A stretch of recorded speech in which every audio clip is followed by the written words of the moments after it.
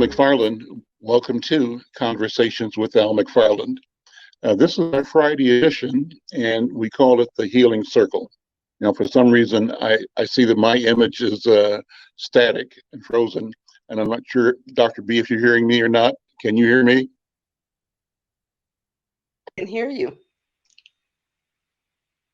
Yeah. So I'm going to reach out to my colleagues because I'm using a mobile device to connect today. And from my side, I'm not connecting with the broadcast. So Dr. B, if you hear me, I'm going to pass the talking stick to you to introduce today's program and talk about what the Healing Circle is and our process with Sister Yolanda Lee of creating the Healing Circle as a strategy, a protocol for engaging our community. Dr. B, can you hear me? Yes, I can, brother. Okay, go ahead. I'm passing the stick to you. I want to say welcome and thank you to everyone for joining us today. I see Brother Al McFarlane and Sister Yolanda Adams Lee is here, as well as Darlene Ramsey Riley. Thank you for joining us this afternoon. We're going to be talking about the subject of child protective services and how our families are treated, especially in the middle of COVID, and some of the ways that we can promote healing in our community. So in our tradition, we have this healing circle, and the healing circle is, although we're not physically looking like a circle, we have to imagine being in an African space where we are celebrating our ancestors, and with the permission of our elders, we speak. And we have to acknowledge that we live and breathe and work and grow on the land of indigenous peoples that was not ours. We're growing on stolen land, and who were truth tellers and keepers of the spirit of Mother Earth and Father, Son, and the Great Spirit that created us all. We also recognize that our ancestors who came here through middle passages and on boats and ships and however they got here, stood and hoped and dreamed that we would be able to have voice and have power. So today, as we talk about being in a circle, the reason it's so important is because everyone in the circle has equal access to the center. And the center is the space of power. So all voices in this space are welcomed, appreciated, and valued. And whether you're young or old or wherever you come from, you have a space here in this healing circle. And I'd like to just pass the talking stick to my sister and co-creator of this idea, Sister Yolanda Adams Lee. Here's the stick, sister. Thank you, and good afternoon to everyone. It is my always humble honor to be in the presence of such greatness. And so I thank you, and I join with you to invite those that look and feel and experience like us as being wounded healers and wounded survivors. And so the opportunity today, one of the things that we do, as is our tradition as a part of the Healing Circle, is to also invite and share with our audience and those who have ingratiated us with their presence today, that we want to share with you a couple of things as we start to take the journey together. One of those is that if you are triggered, if you start to experience any kind of symptoms from the conversation that we are about to embark upon today, a couple of things that we'd like to invite you to do as far as taking care of yourself. Number one, know that we got you. You're not alone. And as you are in this space, if you start to experience any symptoms, shortness of breath, tightness in chest, tightness in your neck area, breathing starts to become rapid, headaches, sweat, your palms become sweaty, or you start to you feel perspiration in your brow or anywhere, one of the things that we would first of all like to invite you to do is to look to ground yourself. And then what we mean by that is have your feet flat on the floor, sitting erect. Look to your right. Look to your left. Look behind you. Identify your exits, your windows, your doors. It is very important to understand that in space, whatever you hear, you have a way out, an escape out.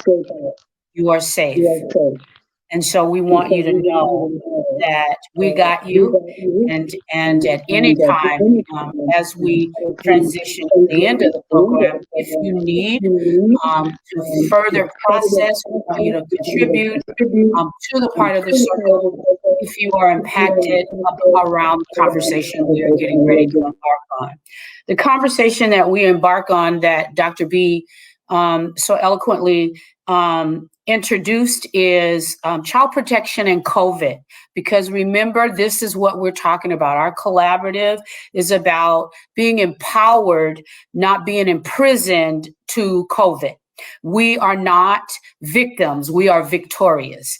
And although COVID may have had some semblance to that middle passage experience, which it has, because we've been isolated and we've had some losses. We want to talk about our most vulnerable part of our village, and that are our parents and our children who have, for whatever reason, have entered into a system called Child Protective Services. And we know that the largest number of children in out-of-home placement and parents involved in this system, if you will, happen to be people of color, African American and Native American. We just talked about, Dr. B just introduced some things around that, about our trauma. And so that intergenerational trauma of entering into that system does trigger the DNA within us. We know in Minnesota that in January 2021, the interim commissioner, Miss Nikki Ken Fargo, noted that we had a sharp drop in cases that were reported by 22%.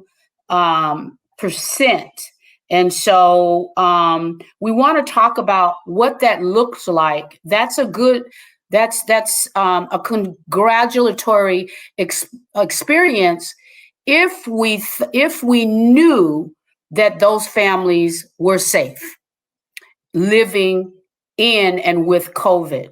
And so one of the warriors that has done this work for so many years, Miss Darlene Ramsey Riley, who works on the front lines, both now and historically, I wanted to ask her to join our circle and give us some feedback around how has families survived, and what are the things that you have observed, experienced with families that, let's say, have had, that are involved in child protection and with their children. So we know that symptomatically we've heard things like parents weren't able to have visits with their children. Children weren't able to see their parents.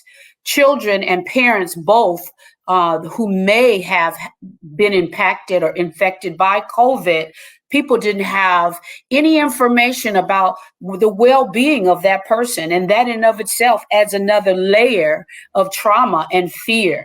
So I'm hoping that you can talk to us about a little bit, and we see we have another sister that's joined us, Miss Brenda Lyle Gray. Welcome. Thank you. Darlene, can you just talk a little bit about what I just sort of launched here, and how was that for families and children? It was I'll quite pass the stick to you. the talking stick. Thank you. It was pretty traumatic. In-person visits were canceled for foster children. And also some of them were done via Zoom, but some of the visits were just canceled.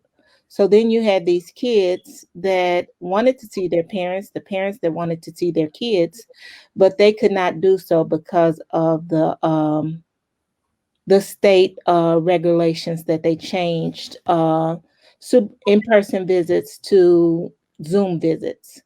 So that caused a big problem with some of the emotional health of some of the children that we had in care. One of the main things that I saw was some of these children are babies. So it's hard to do a Zoom visit with babies. When you say baby, sister, are you speaking of infants? Yep, infants, 2 and under. Really 4 and under. It's hard to do a Zoom visit with parents with little kids this small because they don't understand that they're supposed to be talking into a camera. They don't understand the concept of Zoom. So instead, they run around, and they still don't get that contact that they need with their parents. Okay. And what agency are you working with at this time, Miss Riley? I am a supervisor for Family Alternatives. Okay. What are some of the other dynamics? So we have children who are having to look at a television, if you will, right? And they have already, now we're talking about children who are in out-of-home placement, including relatives. So yes, children in out-of-home placements. Our agency is a licensed foster care agency. We license and supervise foster homes.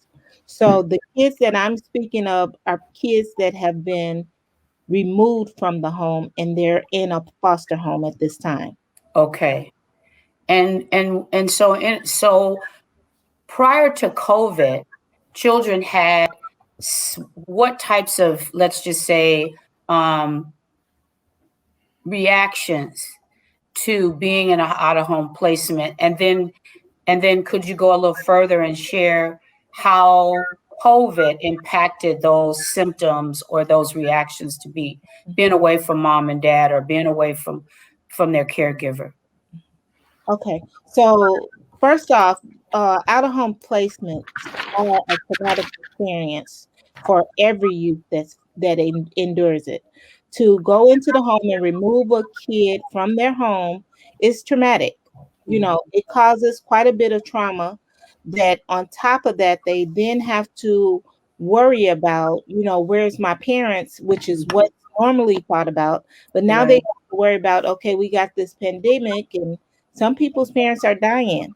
Am I going to see my parent again? What's going to happen? So that fear kind of sets in with some of these older kids on what if something happens to my mom or dad? When am I going to see them again? Maybe if I was home, I could take care of them if they got sick. So you have all this stuff going through because they're just kids. They don't understand. But they can't see them every day, so they don't know. And now you've cut off my visits. So I really can't touch them. I can't hug them, and they can't hug me. Some of them have thoughts that, what if I get sick and die? Is somebody going to tell my mom? Is my mom and dad going to know where I am? So I think one of the big things that I've noticed was the fear setting in. The fear of the unknown, and that sets in with foster care. But I think with COVID, it expanded even more because it was so many people dying, so many people getting sick, so many people hospitalized that it affected kids tremendously in foster care. Okay, I'd like to take a pause and invite and offer our sister that has joined us, Ms. Brenda Lau Gray, and have her to introduce herself and and join. I'll pass you our stick and ask you to join us. Thank you, Yolanda. I'm busy taking notes and listening. And hello, Dr. B. I've missed seeing you. But I am a columnist and with Insight News, and enjoying writing and meeting such wonderful, dynamic people. This has been a good week, Al McFarlane.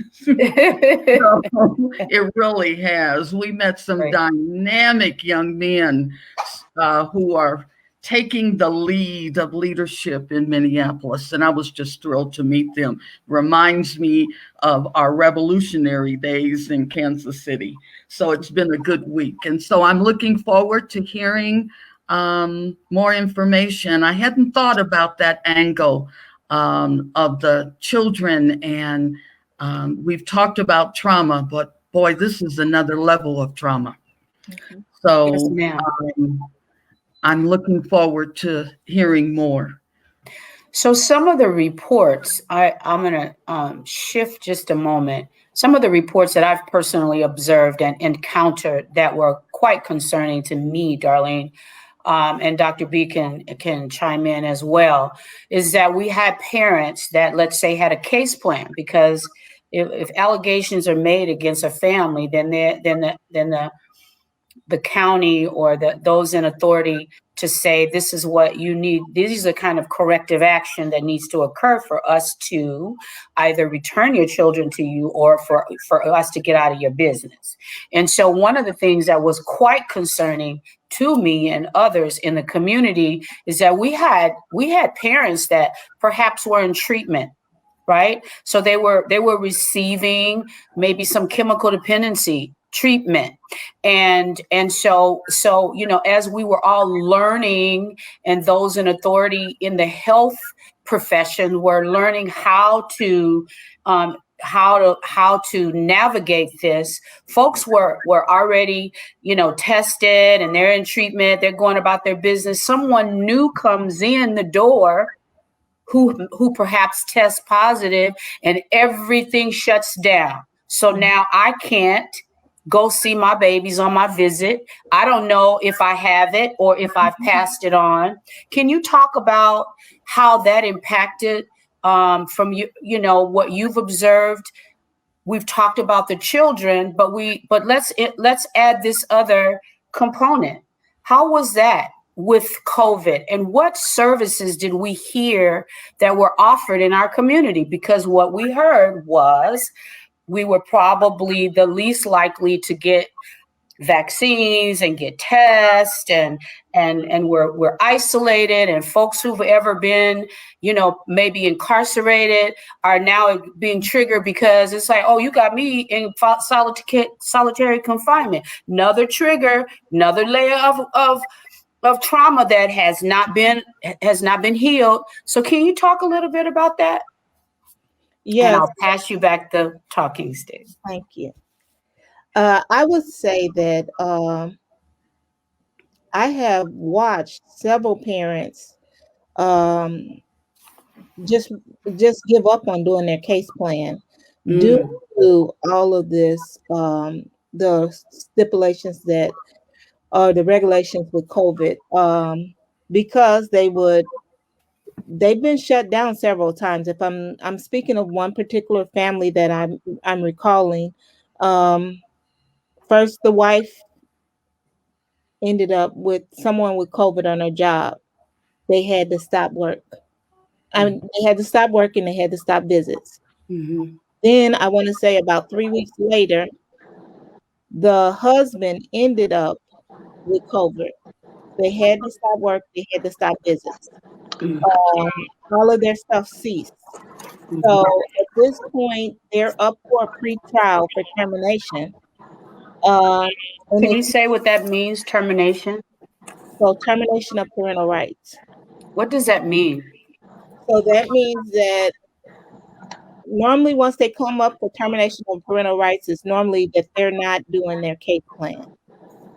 So the parents, for some reason, Child Protection is saying that they're not complying, they're not completing their case plan, and then they're taking them to trial to terminate their parental rights. So I'm Let going me to jump ask. in a minute, Yolanda, because just before she gets to this next piece, I want to just emphasize what that means for the parents and Yes, what that means psychologically for the children. yes, Because the younger the children are, and I want our audience to understand that the younger a child is, the more deleterious or harmful it is to be physically separated from their parents.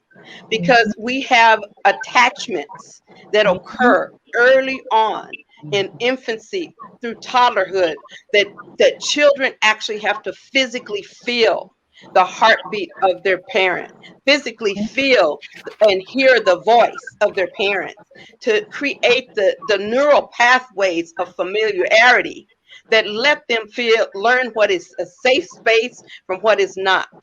And if those voices of the mom, the dad, the family, the grandma, if those voices aren't imprinted, and if that physical touch is not provided, that leads to all types of attachment disorders. Where we have one that is called, the most severe form is called disorganized attachments, where children don't even know right from wrong, up or down, who from whom. Their care is chaotic. They don't know who's gonna come when they cry. So it creates a lifelong trajectory of mental illness likelihood and challenges. We have one called anxious attachments, where children, they hold anxiety. We say that about 30 or 40% of children who live in poverty don't know when the next meal is going to come from, so they have anxious attachments. And these babies, when they don't have a solid, consistent exposure to a caregiver, especially their parents, they are easily farmed off to other people to whom they don't really belong. That is why we have a lot of white people trying to get black babies, because it's easy to attach to a baby. Now, let's take it a little further. As they get older and older, these children have relationships with their parents. And they actually know what mama does. They know what daddy does. They know what my brothers and sisters do. They understand their space in that family. Sometimes a child may inadvertently say something like, I got a whooping at school. And because we're in an integrated school districts, and we have people who are not culturally adept, who are not aware or understand even the cultural meaning of what a whooping is. There's not a beating or a beat down. We got various levels of what that means in our community. And so when they hear it, their alarm goes up. And when my sister Yolanda was talking about a 22% drop, my first belief is that we're not engaged in these white systems that don't understand us and that report us. Most of the child protection reports come from schools. That's how they get in these systems. And so if we're not dealing with those schools, we're not going to be sending kids to child protection. But the problem is sometimes our kids need to go. But those of us in families and in our community, we know Sister Shanae and Pookie them are smoking crack. Why are you letting the baby stay over there? And you know they smoking crack. What is our responsibility in terms of keeping them out? But once they get in, it ought to be critically important that we create ways for kinship to make those visits. If your mama can't come, can't your grandma come? She's not in a group home, so I don't see people breaking their necks to do that piece. And I couldn't hold back. I just had to say it because I want us to just lay the playing make it a level playing ground field, so that we know all the facts that we're dealing with as we approach this subject. And we know that foster care is not anywhere near what our children need. They need to be loved. They need permanency. They need stability and reliability. And I appreciate you, sister, for talking about what you have witnessed. So you have borne witness to the impact, not just to the babies, but to the parents and to that critical period relationship that they need in their lives to be well. So I couldn't help it. Sorry for breaking in because there was a good flow, but I needed to stir this pot up a little bit so we can get up in there. So really, Dr. B, this is thank you for that. And I want to take I want to take a pause because now is a time, because I'm feeling triggered. So I want to be thoughtful about how our community might be feeling right now. This stirred up some stuff in me. And so here's a time that we will want to. Here's what the circle does. Let's come alongside one another. Let's get our feet grounded. Let's take inhale.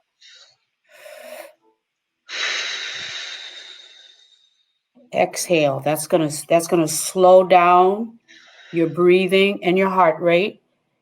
And if you're feeling some anxiety, which I was experiencing some anxiety in my heart as this information was shared, because it's there, it's stirring up some fear, some anxiety, some anger, some abandonment, some rejection. Turn to your right. Turn to your left. Look behind you. Identify your exit. It's very important right now. This process, here's what I want you to hear. If you are in our audience and this has occurred to you, we got you. You're not broken. You're not defective. You are having an experience and a journey, and we're with you as your community. This is about all of us. And when it occurs, as Dr. King says, to one of us, it's injustice to all of us. These are our babies, our babies. So I just want you to understand what the circle, the healing does as we connect together. I want you to understand that we are carrying this with you. Thank you for sharing that component, Dr. B, because again, we want to be balanced in what we're saying here. That's right.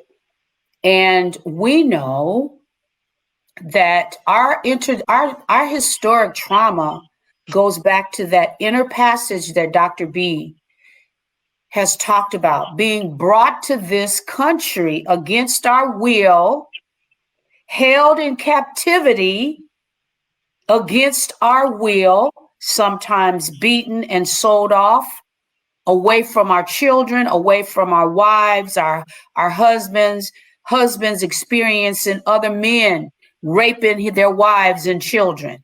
This is historic trauma. And so when we move forward, we know now, right, that by geneticists and research, and it is medically sound and found, what I believed my whole professional life, that that trauma becomes a part of our DNA. And so we might experience something that we don't even know why we're triggered.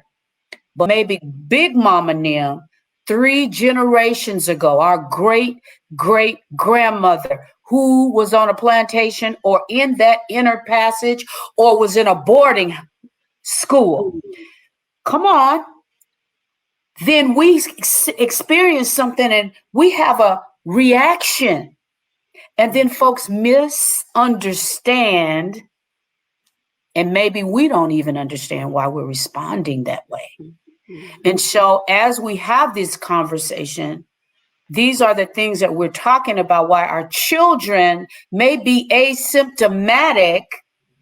Maybe our children are having some responses when they say, oh, well, they got ADHD. Oh, well, they're, emotionally, dysregulated. Well, let me ask this rhetorical question, and I'm going to pass the stick back to Miss Darlene. When a child, what are some of the things that that we hear or you hear around children when out of home placement, or even if they're still living in the home with the parent, and the school is reporting that the child is dysregulated, they can't leave, they can't learn, they are defiant, they're running. Can you share some of those experiences and what that might look like, or be, or what are the contributions to that behavior? Because we know that nothing happens, right? When a baby cries, they're telling us something. When a child behaves, they're telling us something. When an adult behaves, they're telling us something. Ms. Darlene? So what I've noticed is that the first thing that they do is they decide that they want to do an assessment. A lot of times they want to do an assessment for alcohol fetal syndrome. They want to figure out if there's some kind of chemicals that's been used with these children. Another thing that I noticed that they do, they try to explore, you know, my experience is with foster homes, so they don't do it as much with foster homes, but I also have experience working in the special ed department for Osseo School District. And what I noticed is that they first look at the parents. Well, what's going on at home? Who's doing this? Who's doing that? Who lives in your home? What happens at night? You know, so it's always exploring the things about the family, the judgmental stuff about the family, before they actually really understand that it could be culturally, or it can be just the trauma of your neighborhood. I grew up on the west side of Chicago, and now that I look back on it, I understand my trauma, because I walked across beer bottles, liquor bottles. If I walked past the liquor store, everybody in the liquor store or all the bums out on the street was, hey, hey. And I knew, even at the age of 14, that if I didn't speak back, it was going to be some problems. So that in itself is traumatic. You know, you watch the drug. I was in Chicago during the crack era, when crack first hit the streets. And, you know, what they don't understand is what about these kids' community, or what is that could be affecting their response to things. Just because you don't understand it don't mean they don't understand. You know, they don't have this going on. You know, if Johnny is running all the time, Johnny might be running because he got to run home from school, you know, because this is going on or that is going on. And mom said, get home as soon as possible so you don't get caught in it. You know, they don't understand the culture side of it and the trauma that kids might have faced, you know, that actually affects their behaviors in schools. First thing they want to do is assess them, put them on medication, and basically put them in special ed, you know, give them an IEP. So that's just some of my thoughts about schools. Normally when they're in a foster home, about 80% of my kids are already on IEPs. Very few of them, once they get to the foster home, we're actually assessing them. There's some kids that are younger that stay in the foster home for a long period of time. They often get assessed. And there's some kids that have come in younger, been adopted because they're looking for permanency right away. And so what about the COVID component? How has COVID either contributed and or been impaired, families been impaired about receiving services, let's say?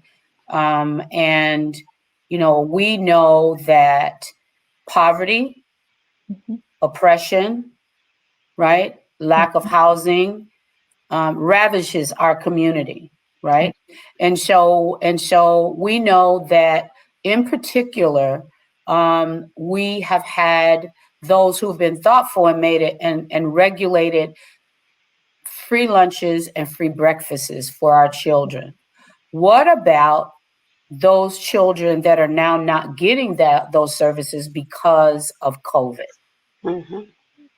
Well, in foster homes, their foster parents are expected to provide no matter what. Mm-hmm. But I think the part of it that that strikes me is that the social part for foster children. They're not getting that social interaction. A lot of time that school is the one place that's still consistent in their lives, because they never take the kids out of their school. Well, most of the time they don't take the kids out of their school. So that social piece was missing, that piece where their friends were, especially kids that could have been taken out during COVID.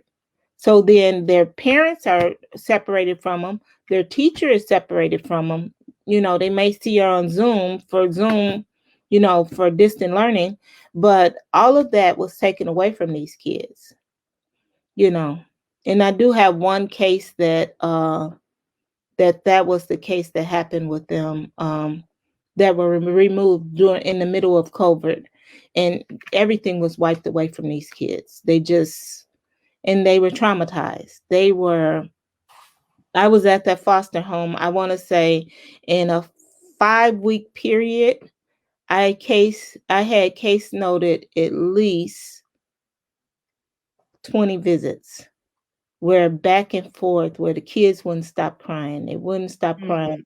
I had to go back. One of the kids ran off the porch and ran down the street. I had to go back. These kids were traumatized. They had never been in an out-of-home placement, and they were just dropped somewhere that they didn't know, you know. Sister Darlene, I want to ask you another question.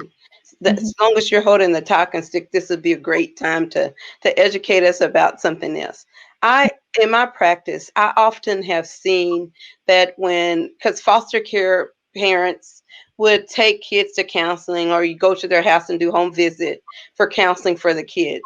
But I'd often hear people say that during that time that they were in foster care, and after they saw their parents, mother or dad or both, that when they came back to the foster home, they were dysregulated. And often the child protection worker would say, that's why they need to be in out-of-home placement. Going home dysregulates them.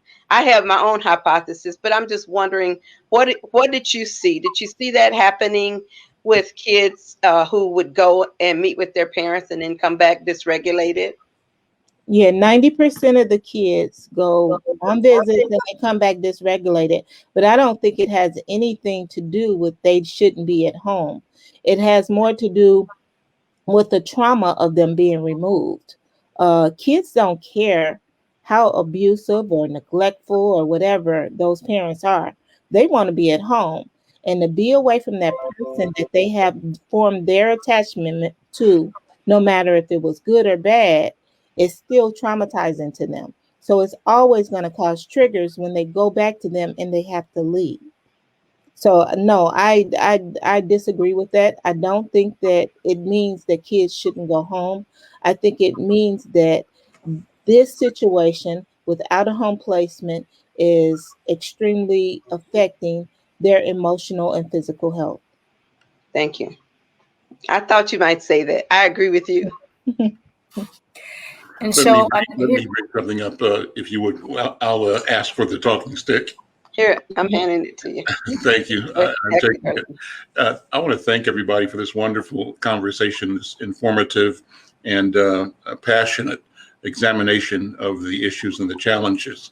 And I wanted to bring another dimension. I think it's I'm almost envisioning this as a three-legged stool, because Sister Darlene has talked about the process of foster care, and then Dr. B has talked about that in the context of historicity, of historic trauma, and you have as well, Yolanda. And I wanted to add one more piece into this, and I'm adding this from my perspective as a journalist and a communicator, as an observer, and as a witness. And I can tell you that over the past 24 years or more, our community has often rallied to question the process of out-of-home placement and the practice of moving Black children out of Black homes. You referred to this a little bit, Dr. B, and into white homes. And the premise behind that at one level is that white homes are normal and that Black homes by nature are insufficient. And that anytime you can move a Black body from a Black environment, a Black child from a Black family's home, and the excuse is often something that's real in terms of a dangerous situation or a situation that triggers the observation and the engagement of the child protection system, well intended, but beneath that good intention is a practice and a belief that we haven't tested. And the belief is that just get the Black person out of the Black environment and put him in a white environment, and he or she automatically will be better and have more opportunity and become fulfilled as a human being. That the message around that is that being Black in and of itself is, what's the right word for it? A bad thing. Being inferior. Almost inferiority. Yes. So then the skeptic in me and the journalist in me makes this observation that it's what I'm looking at is consistent with this principle of white people getting money for Black misery. We get the misery, they get the money. Now, the point I'm making is that it is appropriate for society to create, allocate, and deploy resources from the general treasury for the general good of all of the population. And when and where there is dysfunction, danger, problems that need attention, they should be addressed from the public treasury. That is good. But what happens when the premise behind it is that no good can come from the Black community and that the only good that is reliable and therefore fundable is that which is cloaked in white culture, white skin, white supremacist thought, and that also, by definition, stands against what we say we are, who we say we are as human beings who are African, who are Black. So I want to throw that out there. Principal, shortly, questions. You know, what is the business behind moving Black children out of Black communities and into white communities? And particularly because you raised the question, Dr. B, what about other members in the family available and willing, and can they be resourced like we resource white people to take care of Black people? And particularly, Yolanda, because I know your heritage includes the Native American community, the horrific experiences of mass programmed removal, the destruction of indigenous people's homes and lives under the premise that their lives and homes had no meaning and no value, and that in the spirit of the missionary intent, those children would be better off raised white and stripped of their identity. So what about all that? How does it all play into right now? Sounds like, you know, what I'm hearing you say is colonization. It's the continued colonization of you know, the primary most vulnerable peoples continue to be the same. Native American, African Americans born in this country of slaves. That is the continued colonization, and there are similarities, as we know. So as we talk about Black families, Black children being in white homes, what does that remind us of? And so therein is my point around that genetic DNA that's getting triggered inside of us. Even if we are not experiencing it personally, our vicarious trauma is being triggered because we're seeing it. We are asking that same question. Who's benefiting from our misery continuously? That is a collective question that we, quite frankly, I have not, and I would venture to say you have not, because you asked the question and we're living it. We're living proof of what we're talking about. So when we talk about having to be able to identify exits, to be able that I know that I by choice can leave when I feel trapped. That's connecting to a part of my trauma, my intergeneration, my historic trauma, and my current trauma. And then we add COVID onto that. It to me looks like a 21st century colonization of our communities. And I'll defer to you, Dr. B, with the stick as to giving your view on that question. I wholeheartedly agree about the colonization component. And I also agree that part of the utility of taking Native and Indigenous babies and putting them in boarding schools was the savior syndrome, taking them from the negative, inferior location of their tribes and de-savagizing them. That's my own word. Getting rid of the savagery in them by making them whiter. And that same analogy fits for Black children, and because we were also deemed to be less than human. We were savages. And so all of that really was controlling our bodies. That's why when I think about COVID, and I think about the fact that we can't breathe, and I think about the fact that we are a community in need of resuscitation, and that resuscitation comes from recognizing that we can control our bodies. It comes from recognizing that when you can control your body, you can leave, you can choose to escape, you can find your route out, and that you can be safe again. And so when I think about babies in these systems, I see that trauma is being projected onto the babies. So now they're in institutions that they cannot escape. They can't breathe. They can't say, I want to be with my mom and be there. They can't control who has them, who cares for them, who doesn't. They can't control where they go to school or what they eat. They can't control it. So it's a transgenerational perpetuation of an already pre-existing historical traumatic condition. And the only way out is for us, one, to recognize it and call it what it is. Call it what it is. Then after we call it what it is, we have to use our own kuumba, our own creativity as people of color, people of indigenous roots, people of the first creation. We are those who have made ways out of no way, and that ingenuity and that creativity and that resilience in us, we have to figure out ways of making it work.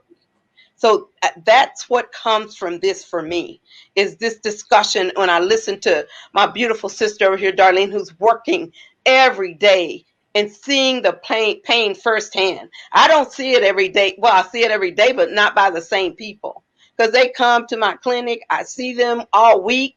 And I can tell you right now, it's the painful story of not being able to choose, and the reluctance of the systems, oftentimes of not seeking kinship care. Not they're all, her grandma's too old, she can't take her. Or all the aunt, she does have a PhD, but she lives in Chicago, she can't take her. And so whatever it is in the system, they don't break their necks trying to connect them with someone like them. They see the correct answer is to find somebody outside of that system.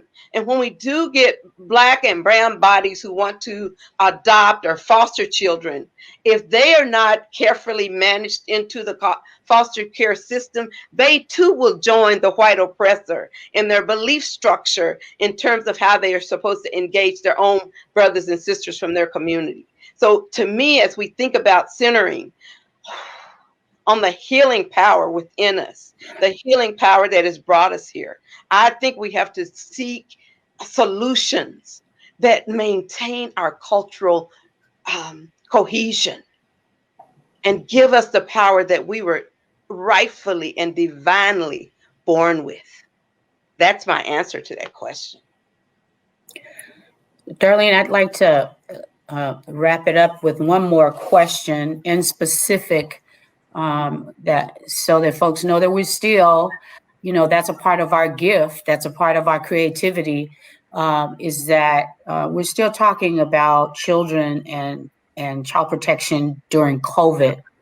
And I would be, derelict if I didn't talk about vaccines and our experience with vaccines and being medicated out of that colonization and some of the fear in our is rightful. Scott Joplin, to name one. And so when we talk about those things and for children and those that are vulnerable, what have you seen as far as access to vaccinations, access to services for children, and the overall, I would say, response to being vaccinated or getting access to vaccinations for foster children and or those who are providers such as yourself? Mm-hmm. So our team is probably 100% vaccinated. I think we've all been vaccinated, but we're not a very big team either. We're a staff of about 15 people. The one thing that I have found, most of the foster parents have gotten vaccinated. But the one thing I found, something funny, it's funny that you say this because I had a foster parent and him and his wife are older, and he goes, well, he's going to have to move if he doesn't get vaccinated. And he's against it. And he's a teenager. And I said, well, let's talk about it. So I started to say, so who are you worried about him infected if you get COVID? Because you've been vaccinated, your wife been vaccinated. And then he goes, well, I have a 9-year-old granddaughter. Okay. I said, so let's pull up the statistics on how COVID affects 9-year-olds. And then he goes, okay, and it was really funny to me because this kid, this foster parent, he had the roughest 18-year-old ever before this kid. And he was talking about getting rid of them due to a vaccination because of a 9-year-old. But yet this kid was a perfect 16-year-old that wasn't doing anything. So I said, did you weigh your odds? He's like, no, he don't have to be vaccinated if he don't want to. So it was funny. Where was his fear, sis? Was his fear into this tasteless, invisible, very, very real virus? Or was it, I mean, when you weigh the child, we're talking about still an adolescent, right? Mm-hmm. That is vulnerable, that has made a choice. And I love the fact that you were giving him education. That's what our collaborative is about. It's not just about, advocating, but it's about educating and advocating and teaching people how to apply what we're learning and overall, right, wholeness. Mm-hmm. So what was that? What part of that dialogue did you find he was fearful of? I think it was just his demand that if it was available to him, he wanted him to take it because he's living in his house. But I think what I turned it around to is to make him really think about, is this really that serious? Is it really that serious that this 16-year-old that's been perfect has to go because he's against taking the vaccine? Is that the stance you want to make? And to get him to come up with his own ideas, basically, and break it down, it was a good thing. He goes, oh, forget what I just said. He doesn't have to move, by the time he figured it out.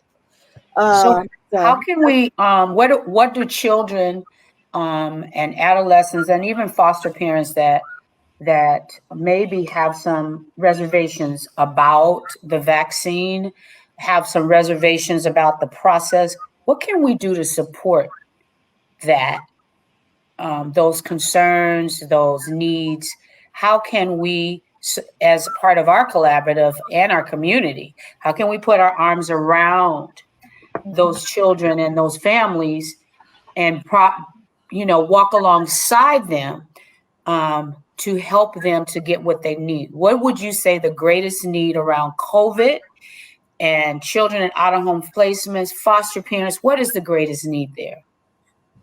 The greatest need, I would say, would be to educate, get an understanding, educate, and give them what they need to make their own choices about what's best for them. I have my views on it, but with all things, I think the best thing that we could do is just educate, just give them the information and let them come up with their own understanding. Now, if it's my own 12-year-old and I said we're taking the vaccine, then we're taking the vaccine. But we can't say that with foster children, so we have to give them a choice. And if they choose not to do it, then that's what it is. Yeah. So did I answer your question? Okay. I have a quick question. Can you hear me? Yes, we can, sister. Okay. As a former educator, 37 years, how do we get this into professional development? How do we get to the teachers, to the administration about some of these issues that you have discussed? And by the way, I just took my second shot this morning at 9:30. So I'm fully vaccinated, boss. But I'm really curious. I just think when these kids come back to school in the fall, the teachers are going to have to be so equipped with so many things. And we have so many layers to break through. So I'm just curious, is there some type of plan with the commissioner of education or whatever in Minnesota to work professional development? And because we've got a lot of white teachers that are teaching Black kids, and they don't have a clue and they're not, even kids that are not in foster care are going to be coming in August and September with, they don't know what's going to happen from day to day.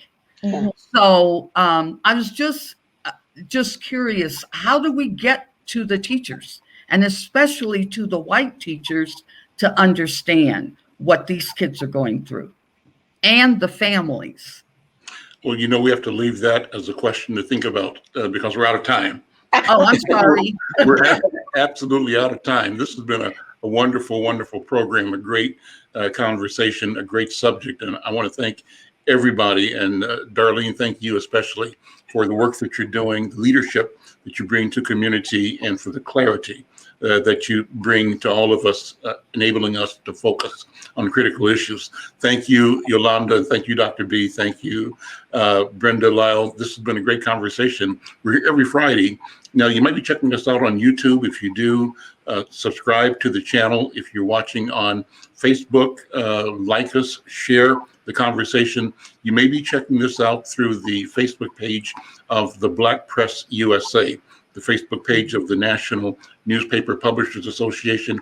However you've come, we want you to be a part of this, help us grow and expand the audience, build the connection that we're creating here, and tell your friends, be here with us. We're here every day at 1 o'clock, but this program every Friday at 1. Thank you all, and we'll see you later.